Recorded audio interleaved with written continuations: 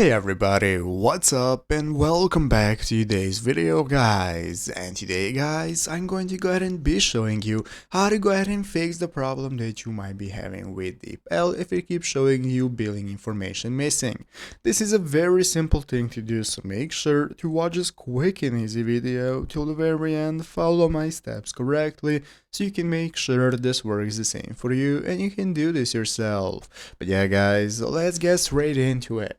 So the first thing we want to do is to go ahead and open up the official DeepL application if you have not already. So if you do not already have it downloaded, what you want to do is go ahead and open up the App Store on your mobile phone, open up the App Store, search for DeepL, find application and install it. So after installing and opening it up, this is going to be the home page you're greeted by, from where we can get started with doing our translations. We have the settings option right here for managing how our application works and so on. So let's go and take a look at how to fix the billing information missing error.